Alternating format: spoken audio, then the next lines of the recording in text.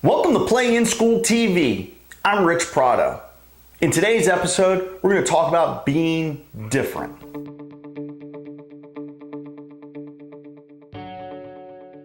About a week ago, I saw a tweet from a guy named Dave Ramsey. If you don't know who he is, I recommend you check him out. The tweet was, if you want uncommon results, you have to engage in uncommon habits, beliefs, and actions.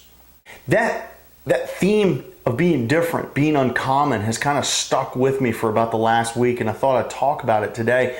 Literally just 2 nights ago, I saw something. I was watching with my wife on the couch, America's Got Talent, and they specifically said that it's not about being a little bit better, a little bit worse. It's being a little bit different. It's being a lot different that separates the vanilla from all of the rest of the flavors, okay?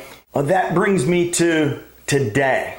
I saw a tweet this morning from Perfect Game, pumping up the guys who threw 90 or better at the 17U World Wood Bat down in Georgia.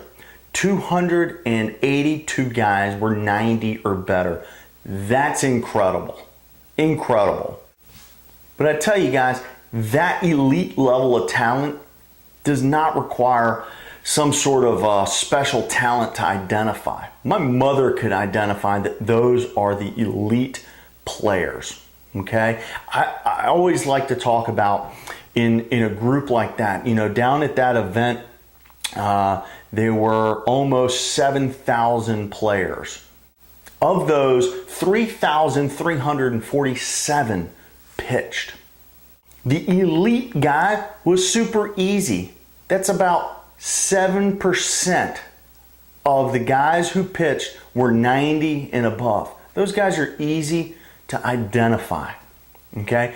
You know who else is easy to identify? The bottom 10%, or really in this case it was closer to 20%. At that same event, there were over 1,000 guys whose best fastball was 81 miles an hour or lower.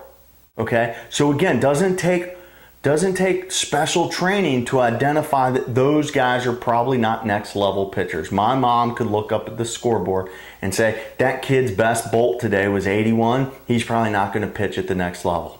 So let's look at another category. This category is the part where you begin to see as a mom or dad or as a prospect where things can get difficult.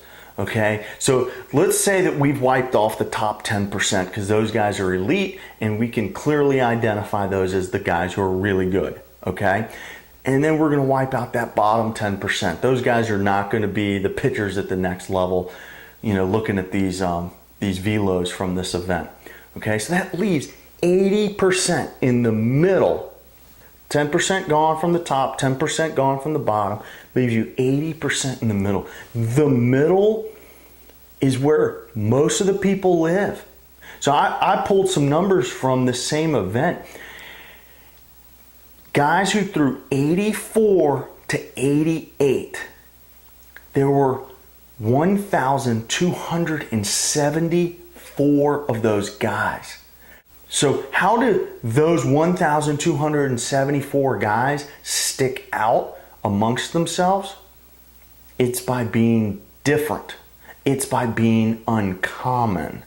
You got to figure out a way, if you're throwing in the same velo area, you got to figure out a way to do it differently, to be different, to look different, to be uncommon. Okay?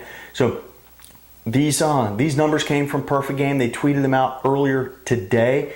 I'll link to it so you can see I'm not making this stuff up. All I did was I entered it into a spreadsheet, and you can run the numbers yourself.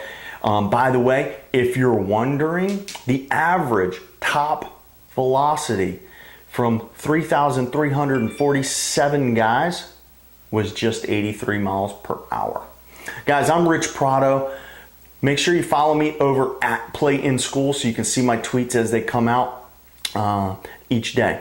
So guys, I'll see you at the baseball field real soon.